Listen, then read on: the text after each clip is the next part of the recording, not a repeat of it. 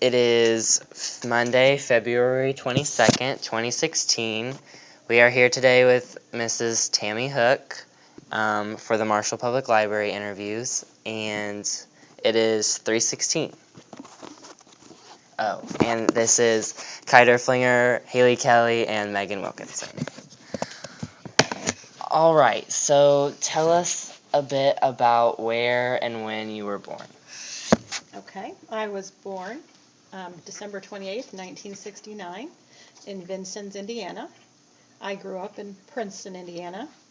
I moved there when I was about a year old and lived there until I graduated from high school. Okay, tell us a bit about your parents and your siblings. Okay. My parents are Jim and Barbara Dobson. My dad was a railroader, so he was gone a lot growing up, and my mom stayed home with us quite a bit. I had one younger brother and one younger sister. We moved a few times, but we always stayed in Princeton. One thing that's probably memorable about my neighborhood was when I was in 5th grade, we built a new home, and the house that we lived in was octagon shaped, and so that's how we always told people how to find our house. We were the only octagon house in Gibson County, Indiana, so that was kind of my my thing growing up. Okay, I'm gonna pause. What? For the record. So tell us a little bit about more where you grew up and how long you lived there. Okay. Well, like I said, I grew up in Princeton, Indiana. It was a town of about 10,000, so just a little bit bigger than Marshall. I lived there until I graduated from high school, and I went to Indiana State after that. And then tell us about your neighbors at the time. The subdivision that we moved to, we didn't have a whole lot of neighbors. It was a subdivision, but neighbors were pretty spread out. So I remember having one really good friend that lived across the street with a pool, and she lived there for a few years. She was a year older than me, but we didn't have a whole lot of people that we really interacted with on a regular basis in our neighborhood. Did you have to do any chores or work around the house? Pretty typical teenager. I had chores. I was supposed to, do dishes, keep my room clean. Sometimes in the summertime, they would ask me to mow the yard, but lots of times I would make figure eights, and so I got fired from that job pretty quickly because I just wasn't very good at it. But, just regular things that teenagers, I guess, do. Mostly keeping my room clean, putting laundry away. Did you have an after-school job? My first job was actually at Dairy Queen. I worked there for about a year, and then I went to another ice cream place in Princeton called The Real Scoop, where we had ice cream and frozen yogurt, and we also rented movies. And I worked there until I graduated from high school, so probably about a year and a half. Did you have a popular hangout spot with your friends after school? After school, on the weekends we would cruise through town, and there was a McDonald's and there was a Kmart, and sometimes we would stop in the Kmart parking lot and visit. There was also a place called Dick Clark's that was a kind of a family restaurant where they actually you could pull up kind of like a Sonic today, only a little more, maybe 50s. Where they'd come out to your car and order, and we would sometimes hang out there. It is still there today. What kind of things did you do as a family? We went to a lot of sporting events. I was a cheerleader. My brother and sister both played sports, so that was what we did as a family a lot, went to a lot of sporting events. We did go to summer vacations to the beach, Disney. We didn't have a whole lot of family that lived close to us, so we would travel to see them in Missouri or Illinois. But that was what kept us busy. All right. Tell me about school.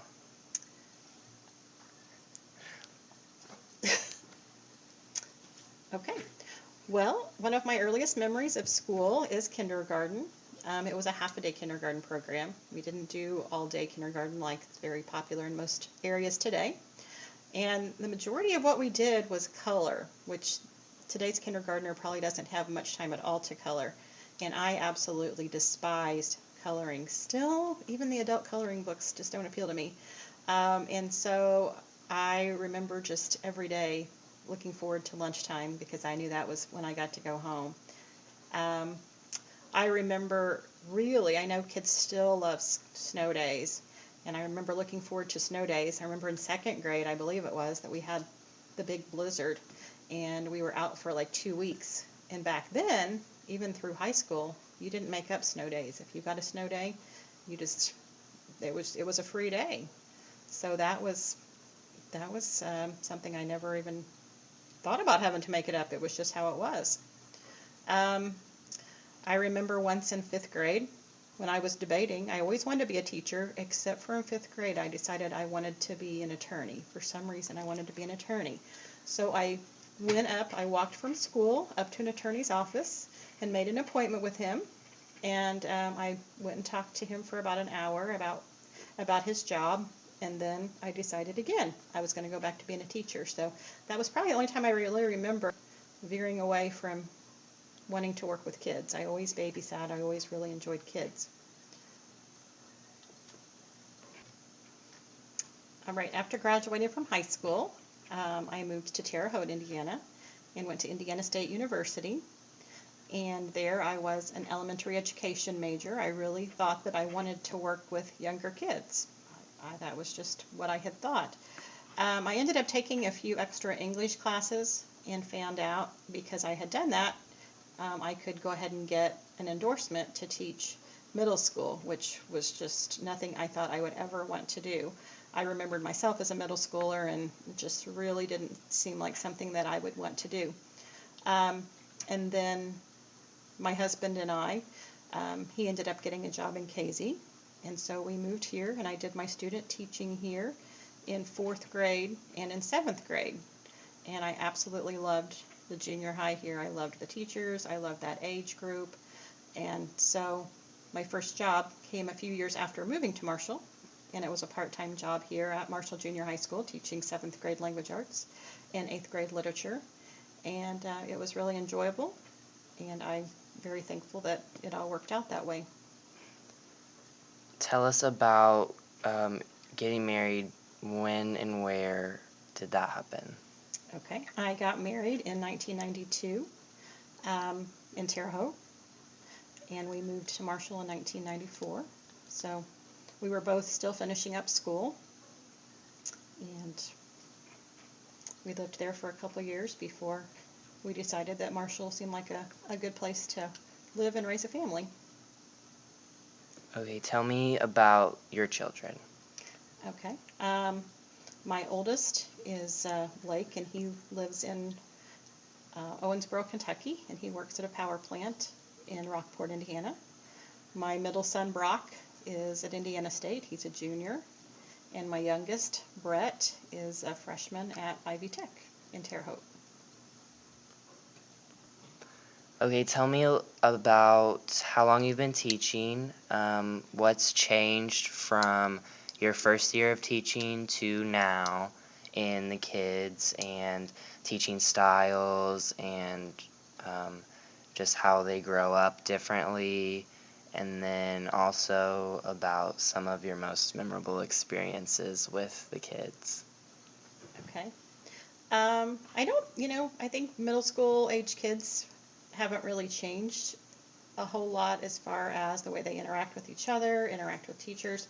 I think that the biggest change, of course, is technology. Back when I started teaching, I had to manually enter grades and figure grades at the end of the quarter. Now everything is done on the computer. Kids back then, to be able to do anything on a computer, even to type a paper, took some real effort. Now all the 8th graders all have one-to-one iPads. The kids are usually more tech savvy than I am. They usually figure things out before I get there. We have 2 computer labs. We have one-to-one iPads in the 8th grade. We have keyboards for kids to type on the iPads. Technology has changed teaching, and I think it's changed kids maybe as far as how they learn. because they're using technology all the time. So I think that is definitely the biggest change. I don't think kids so much have changed. I think that technology has just changed the way they learn and changed the way they interact. Do you have any good or bad stories to tell about your students over the years? I don't think I really have any bad stories. Junior high kids are just pretty funny. They they still, I think, kind of like their teachers. Not to say they don't like their high school teachers, but I think they're still young enough that they still kind of maybe at least pretend like they think we're kind of funny, and they're kind of sneaky in a funny way. Like, for instance, I had this one group, I won't say what year it was, that their way of being social was going back to the Kleenex box and blowing their nose. There would be like 5 of them back there. You'd think that there was an epidemic of the flu or colds, but I think they were just back there catching up, seeing what was going on. That same group also sometimes kind of bickered a little bit in class, and so in order to try and get along better, they asked if they could make a poster, and that poster said E, everyone, love everybody. Is that what it said? Oh, in case you guys ever saw it, I mean. Okay. I've gotten to move around a lot teaching in Marshall. I started out in 7th and 8th. I moved back to 6th. I taught a couple years of 4th, a year of 5th. And with one group, I started with in 6th grade, and I moved with them to 7th and ended up having them in 8th. So I always called them my three-peats. So I felt like I had a really special bond with them. I still, when I see them out, they're just, we got to know each other. I always think of all of my students as my kids during that year, but them, the poor things, had me 3 years in a row. So I think we had, a different kind of connection, kind of like, I think by the end I was probably not just Mrs. Hook, but Aunt Mrs. Hook, because we'd gotten to know each other so well. Okay, tell us about fashion and how it's changed over the years for you, as well as what you've noticed it's changed for the kids. Okay. I think hair is probably the biggest change, and I hope that the 80s hair doesn't ever come back. Perms and huge hair, Aquanet, the bigger the better. If you look at 80s musicians, they had the big hair, male and female, and so we just kind of went along with that. And we wanted that big hair. We all had perms, and we teased that hair and made it as crazy as it could be, but we thought it was really cool back then, of course. Also, looking at prom dress styles, that's a fashion and it was, at the time, I really loved it. We wore like the big Southern belle dresses with the hoops underneath, and we were going for that princess look, I guess. And so that was something that I really remember from back then.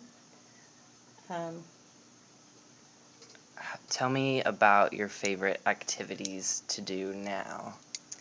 Now, well, I like to spend time with family, with my own children, and I now have 2 nieces and a nephew that are 4 and under, and so I enjoy getting to spend time with them. Like I said, I had 3 sons, and so it's kind of nice to get a little girl time with little ones, so I like to spend time with them. I like to travel. I like to read, which kind of works out with my job, because I really enjoy reading books that kids are reading today. We're doing a dystopia unit right now, and I'm enjoying getting to read and get into some of the books that the young people are into today. Alrighty, and tell me about what or who inspired you to teach and why you teach today. Okay. Ironically, my inspiration came from my 8th grade English teacher. She also happened to be my cheer coach and one of my best friend's moms.